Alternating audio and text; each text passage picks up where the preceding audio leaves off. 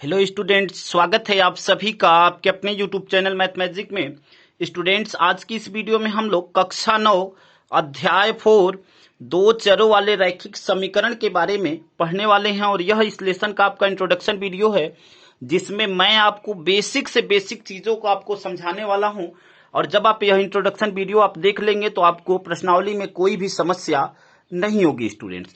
तो वीडियो को स्टार्ट करते हैं स्टूडेंट्स। अब लेसन का नाम है दो चरों वाले रैखिक समीकरण। तो सबसे पहले इसके बारे में जान लेते हैं। अब सबसे पहले मैं आपको बताऊंगा कि समीकरण क्या होता है। तो दो वर्ड आप जानते होंगे स्टूडेंट्स, आपने नाम सुना होगा व्यंजक, और दूसरा जो है आपका समीकरण। अब देखिए, व्यंजक और समीकरण में अंतर क्या होता है पहले यह जान लीजिए। अब जैसे यहां पे हम लिख रहे हैं, मान लीजिए हमने लिख दिया 3x² प्लस 4x प्लस 5। ठीक है, यह आपका एक व्यंजक है। और हमने लिख दे रहे हैं यहां पे, मान लीजिए हमने लिखा 3x प्लस 2y प्लस 6। यह भी आपका क्या एक व्यंजक है। लेकिन समीकरण में क्या होता है, देखिए समीकरण में जैसे हमने लिख दिया 3y, ठीक है, प्लस 2x बराबर 6। जब हम बराबर में कोई संख्या लिख देते हैं तब वह जो है क्या कहलाता है, समीकरण कहलाता है। यहां पे देखिए, यहां पे बराबर में कोई भी संख्या नहीं है, ठीक है ना, तो वह समीकरण नहीं है। हाँ, इसको और भी ऐसे लिख सकते हैं। मान लीजिए हमने ले लिया 3x प्लस 4y बराबर 0। जब भी आप बराबर में कुछ भी लिखेंगे तभी वह समीकरण कहलाएगा, नहीं तो वह क्या कहलाएगा स्टूडेंट्स, व्यंजक कहलाएगा। अब देखिए रैखिक का मतलब क्या होता है। रैखिक का मतलब होता है स्टूडेंट्स, यहां पे देख लीजिए, हमने जब बहुपद हम आपको पढ़ा रहे थे तो रैखिक समीकरण के बारे में आपको हमने बताया हुआ था। रैखिक का मतलब यह होता है कि ऐसा ऐसा समीकरण जिसकी मैक्सिमम घात एक हो, मतलब एक घात वाले जो समीकरण होते हैं उसको हम लोग रैखिक समीकरण कहते हैं। जैसे मान लीजिए यहां पे हमने लिखा 3x प्लस 5, ठीक है। अब यहां पे x एक वेरिएबल है। अब यहां पे इसकी घात क्या है, कुछ नहीं, घात लिखा होता है तो यह 1 है, तो हम कहेंगे कि यह एक रैखिक है। अब इसी के बराबर 0 लिख दिए तो यह एक रैखिक समीकरण हो गया। या अगर हम और भी कुछ लिख सकते हैं, मान लीजिए हमने लिखा 5x प्लस 2y बराबर 0। अब यहां पे भी आप देख रहे हैं कि यहां पे जो मैक्सिमम घात है क्या है, यहां पे भी 1 है, यहां पे भी 1 है, तो घाते 1 है, तो यह भी एक क्या हो जाएगा, रैखिक समीकरण हो जाएगा। चर का मतलब क्या होता है स्टूडेंट, जैसे मान लीजिए यहां पे है, तो यहां पे यह x और y, यह दो क्या हैं, चर हैं, जिसे हम लोग इंग्लिश में वेरिएबल कहते हैं। क्या कहते हैं, इंग्लिश में वेरिएबल कहते हैं, ठीक है। और यहां पे जो न्यूमेरिकल वैल्यू, जो गिनती में वैल्यू है, जैसे 3, 4, 2, 5, 6, यह सभी जो है इसको हम लोग अचर, इंग्लिश में हम लोग कांस्टेंट कहते हैं स्टूडेंट्स, ठीक है। इसको वेरिएबल क्यों कहते हैं, क्योंकि इसका मान जो है प्रत्येक जगह, ठीक है, बदलता रहता है। इसका मान प्रत्येक, देखिए आप किसी क्वेश्चन में x का मान कुछ भी हो सकता है, दूसरे क्वेश्चन में आप जाएंगे वही x का मान जो है कुछ और हो जाएगा। लेकिन इसको अचर क्यों कहते हैं, जैसे मान लीजिए आप जब छोटे रहे होंगे, आप पहली क्लास में जब पढ़ते रहे होंगे, तो वहां पे यह लिखते रहे होंगे आप 3, और आप अभी भी इसको 3 ही लिखते हैं, तो इसलिए इसका मान कहीं पे भी बदलता नहीं है, इसलिए इसको हम लोग अचर कहते हैं, ठीक है। अब दो चर का मतलब क्या हुआ कि जब कोई समीकरण लिखा गया और उसमें दो चर का मतलब दो वेरिएबल मिले। जैसे मान लीजिए हमने लिखा 3x प्लस 2y बराबर 1, ठीक है। तो यहां पे देखिए दो चर दिख रहे हैं, एक x है एक y है, यह दो चर हैं, इसलिए हम इसको क्या कहते हैं, दो चरों वाले रैखिक समीकरण कहते हैं। तो यह क्या कहलाएंगे, दो चरों वाले रैखिक। क्यों कहेंगे, क्योंकि इसकी मैक्सिमम जो घात है वह क्या है, एक है, तो दो चरों वाले, इसको हम क्या कहेंगे, रैखिक समीकरण, ठीक है स्टूडेंट्स। उम्मीद करते हैं कि जो प्रत्येक शब्द यहाँ पे जो लिखा गया है उसका मतलब आप समझ गए होंगे। अब आगे देखिए हम लोग क्या करना है, आगे समझते हैं इसमें। अब इसका जो मानक समीकरण होता है स्टूडेंट्स, इसका, ठीक है ना। दो चरों वाले रैखिक समीकरण का जो स्टैंडर्ड इक्वेशन होता है वह होता है आपका ax plus B Y plus C equal to 0। यह इसका एक स्टैंडर्ड या मानक समीकरण होता है, ठीक है ना। दो चरों वाले रैखिक समीकरण का यह मानक समीकरण होता है, ठीक है, ax plus B Y plus C. अब स्टूडेंट्स इससे कुछ बेसिक कंडीशन होती है, उसको हम लोग समझ लेते हैं कि यदि आपका, देखिए कुछ बेसिक कंडीशन होती है, जैसे पहला में आप लिख देते हैं, यदि चर जो है अगर समीकरण के बराबर है, यदि चर समीकरण के बराबर है, तो उस समीकरण का जो है एक हल होगा। क्या होगा? एक हल या अद्वितीय हल होगा। एक हल या जिसको हम लोग यूनिक सॉल्यूशन कहते हैं, अद्वितीय हल होगा। अद्वितीय हल होगा। इसका मतलब क्या हुआ, पहले इसको समझ लेते हैं। जैसे मान लीजिए हमने लिखा कि x प्लस 5 बराबर 0, ठीक है। अब यहाँ पे अगर इसको हम हल करें तो x का मान क्या हो जाएगा? जैसे देखिए यहाँ पे पहले तो चर और समीकरण क्या होता है, यहाँ पे देखिए चर क्या है, यहाँ पे लिख लेते हैं चर और यहाँ पे समीकरण। अब देखिए चर भी यहाँ पे एक ही है क्योंकि यक्ष ही है, केवल एक ही चर है। और समीकरण क्या है? समीकरण भी एक ही है, ठीक है। तो जब दोनों, हमने क्या लिखा है, चर और समीकरण जब दोनों बराबर होंगे तो उस समीकरण का एक हल अथवा अद्वितीय हल होगा, ठीक है ना, यूनिक सोल्यूशन होगा। अब यहाँ पे जब इसका मान आप निकालेंगे तो यह क्या हो जाएगा, x, अब इस 5 का पक्षांतर करेंगे तो x बराबर -5, यानी इसके अलावा जो है इस समीकरण का और कोई भी हल नहीं होगा स्टूडेंट्स, ठीक है। x बराबर -5 के अलावा इस समीकरण का और कोई दूसरा हल नहीं हो सकता है। तो जब भी आपका चर और समीकरण दोनों बराबर हों तो हम कहेंगे कि उस समीकरण का एक हल अथवा अद्वितीय हल होगा, ठीक है। दूसरा पॉइंट इसमें समझते हैं। अब दूसरा पॉइंट क्या होता है कि जब चर बड़ा होता है, जिधर यह खुला मुंह रहता है उधर बड़ा, तो जब चर बड़ा होगा समीकरण से, जब चर बड़ा होगा समीकरण से, तो उसके जो है अनंत हल होते हैं। क्या होते हैं? अनंत हल होते हैं। अनंत हल होते हैं। अब इसका मतलब जान लीजिए, कह रहा है कि जब चर बड़ा होगा समीकरण से तो उसके अनंत हल होंगे। अब जैसे मान लीजिए हमने यहाँ पे एक समीकरण ले लेते हैं, x प्लस वाई बराबर 2, ठीक है, x प्लस वाई बराबर 2। अब देखिए यहाँ पे कैसे अनंत हल होगा, इसके बहुत सारे हल कैसे होंगे। तो अब जैसे मान लीजिए इस समीकरण में, अब यहाँ पे पहले तो देखिए चर क्या है, चर यहाँ पे 2 है, x और y दो चर हैं, तो चर 2 हो गया और समीकरण कितना है, एक ही है। तो यानी चर बड़ा है, चर 2 है और समीकरण 1 है, तब उसका जो है अनंत हल होगा, मतलब बहुत सारे हल होंगे। वह कैसे, यह देख लीजिए। मान लीजिए यहाँ पे x का मान, अब देखिए यहाँ पे x का मान अगर हम 0 ले लें, यहाँ पे x का मान अगर इस समीकरण में हम 0 रखें तो यह क्या हो जाएगा, यह 0 प्लस वाई बराबर 2, यानी y बराबर आपका क्या हो जाएगा, 2 आ जाएगा। यानी इस समीकरण का जो ये हल हुआ, x बराबर 0 और y बराबर 2 हो गया, ठीक है। अब मान लीजिए कि यहाँ पे x का मान हम 1 रख देते हैं, ठीक है। इसी समीकरण में x का मान जब हम 1 रखते हैं तो x बराबर अगर 1 रखेंगे तो क्या हो जाएगा, x बराबर जब 1 रखते हैं तो इस समीकरण में तो यह हो जाएगा आपका 1 प्लस वाई बराबर 2, y बराबर 2 और यह 1 इधर जाएगा तो क्या हो जाएगा 1, यानी x बराबर जब 1 हुआ, x का मान जब 1 हुआ तो y का मान भी क्या आ रहा है, 1 आ रहा है, ठीक है।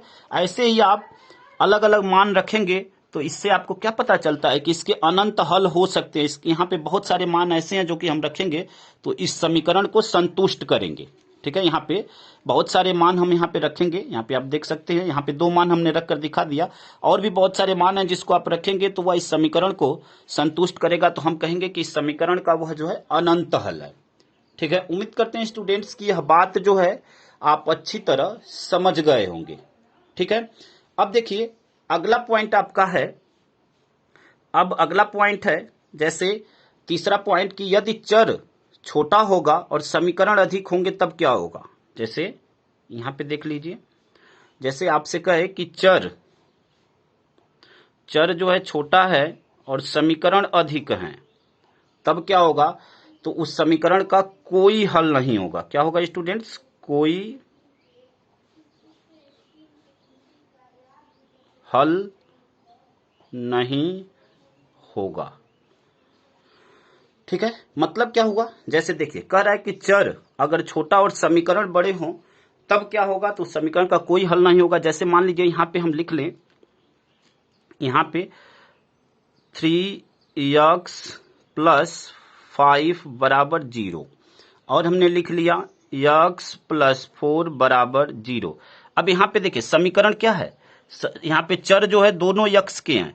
ठीक है, दोनों x के समीकरण, तो समीकरण तो एक हुआ, चर तो एक हुआ और समीकरण क्या है, दो अलग अलग समीकरण हैं। तो यहाँ पे चर छोटा है समीकरण से, तो उस इक्वेशन का, उस समीकरण का कोई भी हल नहीं होगा। यहाँ पे इसका कोई भी हल नहीं होगा। तो उम्मीद करते हैं स्टूडेंट्स की इतनी बातें आप बहुत अच्छी तरह समझ गए होंगे। ठीक है स्टूडेंट्स, आगे बढ़ते हैं स्टूडेंट्स। अब आपको इस लेसन में स्टूडेंट्स आपको क्या करना है, इन दो चीजों पे मेन रूप से फोकस करना है। यह जो शुरू की दो चीजें हैं, यह वैसे आपके सिलेबस में नहीं था, हमने बस आपको बता दिया। यहाँ पे अब आपको कैसे जो है आप अनंत हल निकाल सकते हैं और कैसे जो है उसका ग्राफ ड्रॉ कर सकते हैं, यह अब हम आपको सिखाने वाले हैं। तो देखिए कैसे उसको हम हल करेंगे। मान लीजिए हमने एक इक्वेशन ले लिया, यहाँ पे मान लीजिए हमने एक इक्वेशन ले लिया, सपोज 2x प्लस वाई बराबर 4। अब कैसे हम अद्वितीय हल निकालेंगे, तो सबसे पहले आपको क्या करना है, यहाँ पे आप क्या कर सकते हैं, जैसे मान लीजिए यहाँ पे x का मान हमने 0 ले लिया। जब x का मान 0 लेंगे तो यहाँ पे क्या हो जाएगा, 2 इंटू 0 प्लस वाई बराबर 4। अब यह 0 हो जाएगा तो y बराबर क्या हो जाएगा, 4। यानी इस समीकरण का जो एक हल होगा वह क्या हो जाएगा, x बराबर 0 और y बराबर 4।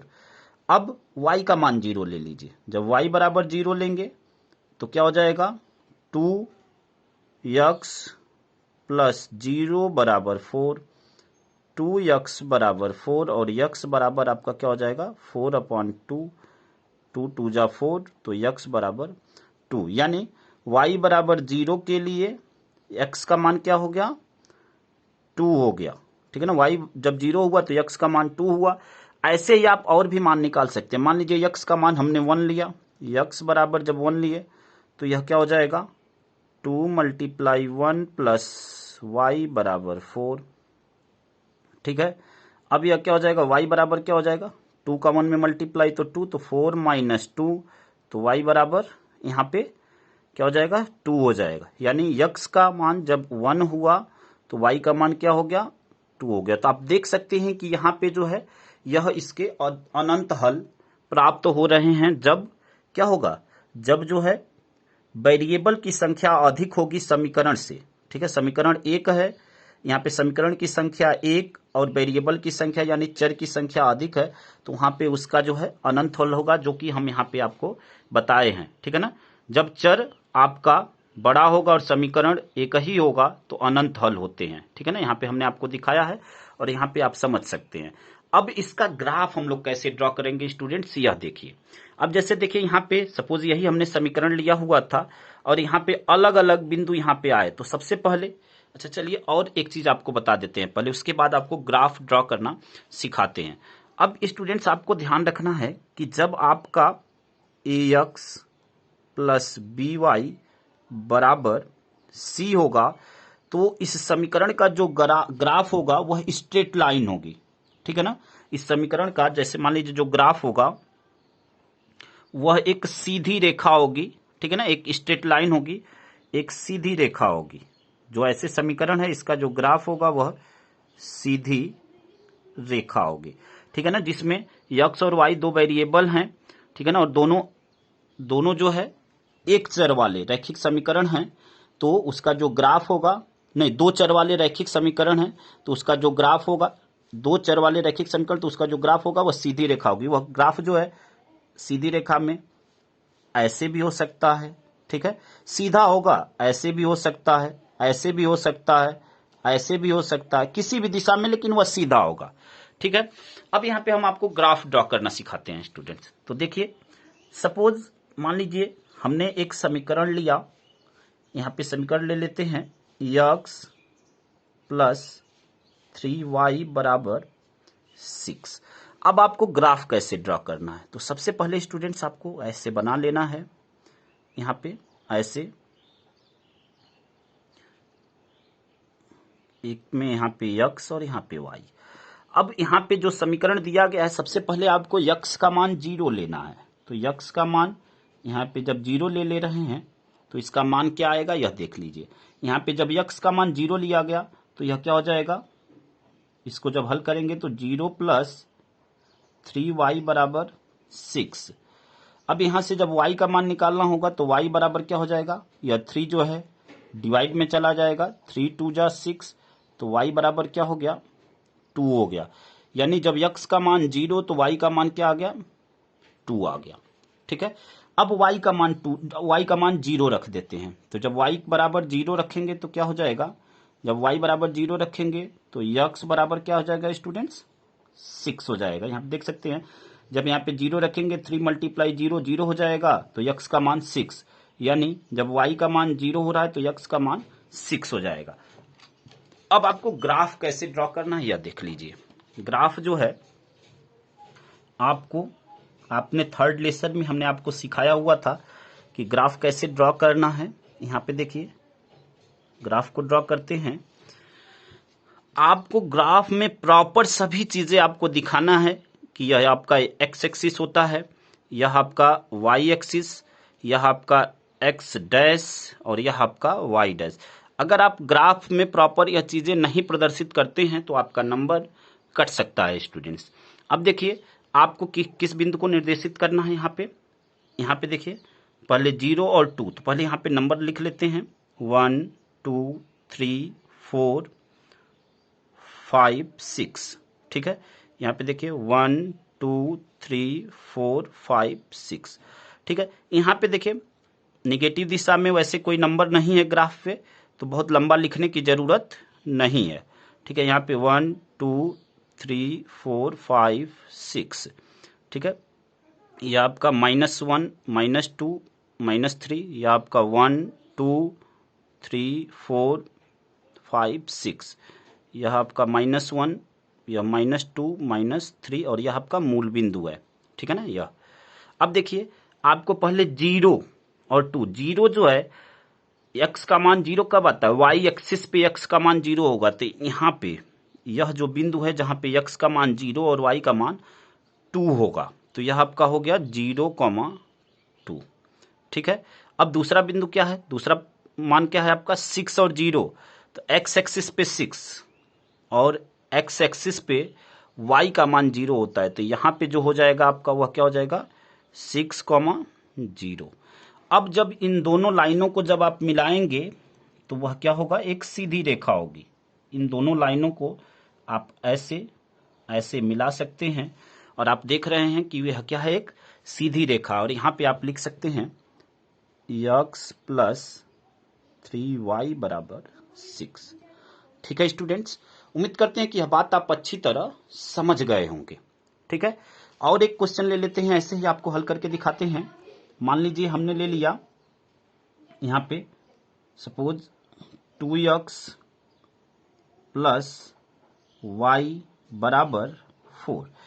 अब इसके लिए जो है ग्राफ कैसे ड्रॉ करेंगे, तो यहाँ पे देखिए आपको क्या करना है, सेम प्रोसीजर आपका सेम है। आपको x और y का अलग अलग मान निकाल लेना है, ठीक है।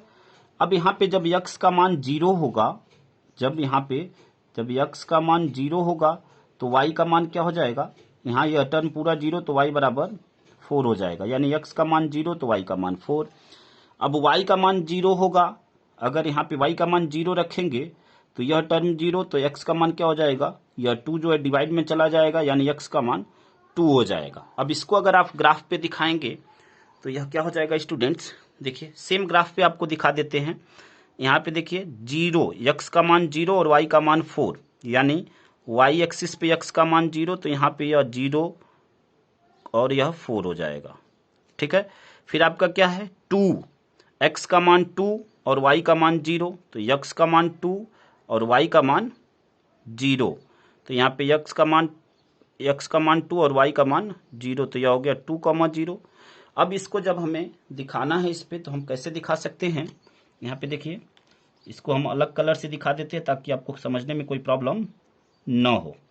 ठीक है स्टूडेंट्स, तो यहाँ से देखिए यह सभी आप देख रहे हैं कि सभी एक स्ट्रेट लाइन है, सभी जो है एक सीधी रेखा है। ठीक है, तो यह आपका इस समीकरण को हमने यहाँ पे निरूपित किया, आप देख सकते हैं। ठीक है, उम्मीद करते हैं स्टूडेंट्स की यह बातें आपको अच्छी तरह समझ में आ गई होगी स्टूडेंट्स। अब स्टूडेंट्स आपसे कभी कभी कह देता है, आपको इस प्रकार का समीकरण दे देता है और कहता है कि उसको ग्राफ पे दिखाइए। जैसे ध्यान से समझिएगा, जैसे मान लीजिए आपको दे दिया x बराबर 5, तो जब भी स्टूडेंट्स आपको इस प्रकार का मान दिया, जैसे x बराबर 5 दे दिया, तो यह मान हमेशा y एक्सिस के पैरेलल होगा। किसके? y एक्सिस के पैरेलल होगा। यदि y बराबर कुछ आपको दे दिया, मान लीजिए आपको 2 दे दिया, तो वह हमेशा पैरेलल होगा किसके? x एक्सिस के।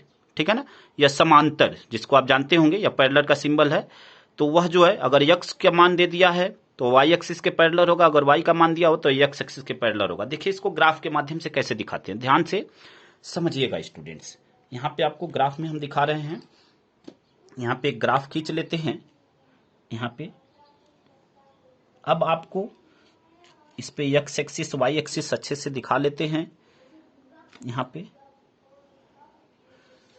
देखिए यह आपका x एक्सिस, यह आपका y एक्सिस, यह आपका y डैश, सॉरी यह आपका x डैश और यह आपका y डैश। ठीक है, यहाँ पे मान दिखा लेते हैं।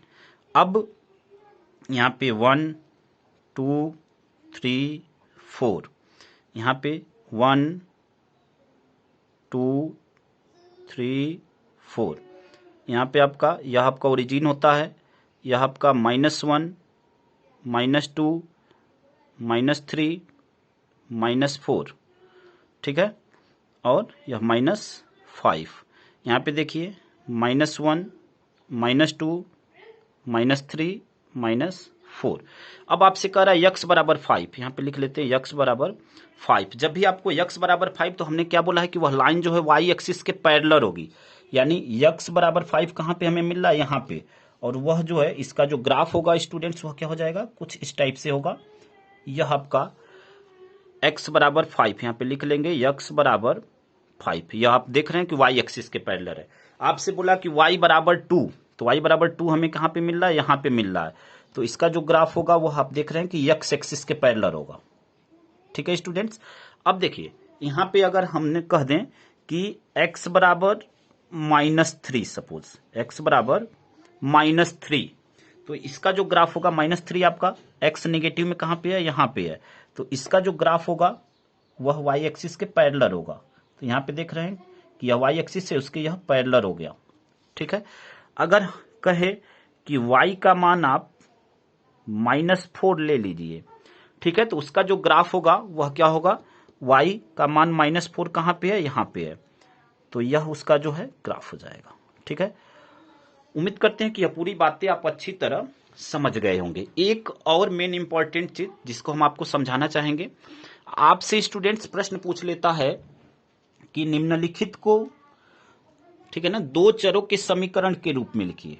दो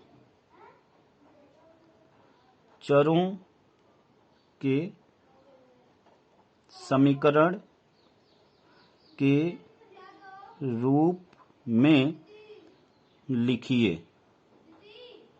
ठीक है ना, निम्नलिखित को दो चरों के समीकरण के रूप में लिखिए। और जैसे मान देखिए आपको कैसे दे देता है, दो चरों के समीकरण के रूप का मतलब कि ax प्लस बी वाई, ठीक है ना, ax plus B Y plus C बराबर 0 के रूप में लिखना है। अब देखिए यहाँ पे जैसे मान लीजिए क्वेश्चन आपको दे दिया कुछ इस टाइप से, 3x बराबर -3। तो अब देखिए यहाँ पे क्या है, ए यक्स, जहां पे ए बी सी यह सभी कांस्टेंट हैं, ठीक है ना। तो ए यक्स यानी 3x दिया हुआ है ए यक्स के स्थान पे। देखिए बी वाई, यहाँ पे y तो कहीं आया ही नहीं है, तो यहाँ पे हम क्या लिख देंगे 0 इंटू वाई, ठीक है। अब देखिए यह क्या लिखा हुआ है, यह c का मान है। अब यही बराबर लिख दिया है कि -3, ठीक है। या अगर इसी को, यह c का मान है, इसको आप इधर लाएंगे तो इसको आप इस तरह से भी लिख सकते हैं 3x plus 0y equal to 3, sorry इधर आएगा तो +3, ठीक है स्टूडेंट, बराबर 0, ठीक है। उम्मीद करते हैं कि यह बात आप अच्छी तरह समझ गए होंगे। एक और मान ले लेते हैं, क्वेश्चन और ले लेते हैं, आपसे दिया हुआ है जैसे दूसरा है y बराबर 6। अब देखिए y बराबर 6, अब देखिए इसको कैसे हल करेंगे। तो यहाँ पे आप देख रहे हैं कि यहाँ पे आपका x का मान नहीं दिया हुआ है, ठीक है ना। यहाँ पे x का मान आपको नहीं दिया हुआ, बराबर के बाद जो दिया हुआ है वो आपका c का मान है, ध्यान रखें। अब यहाँ पे x तो नहीं है, तो हम क्या लिख सकते हैं, इस रूप में लिखेंगे। तो a का मान, जब x है ही नहीं तो a का मान 0 इंटू x प्लस यहाँ पे y है तो y बराबर 6, ठीक है। या इसी को आप ऐसे भी लिख सकते हैं, अगर इस रूप में बिल्कुल लिखें तो 0 into x plus Y minus 6 बराबर 0। तो यह था आपका 4th लेसन का आपका स्टूडेंट्स पूरा आपका इंट्रोडक्शन हो गया, और उम्मीद करते हैं कि आपको प्रत्येक स्टेप आपको अच्छी तरह समझ में आया होगा। और स्टूडेंट्स अगर वीडियो में लगा कि हमने आपको अच्छी तरह समझाया हुआ है तो एक बार वीडियो को शेयर कर दीजिए, और चैनल पे जो सब्सक्राइबर है उस संख्या को बढ़ाने में हमारी मदद कीजिए। तो चैनल को अधिक से अधिक सब्सक्राइब करिए स्टूडेंट्स। धन्यवाद स्टूडेंट्स, जय हिंद, जय भारत।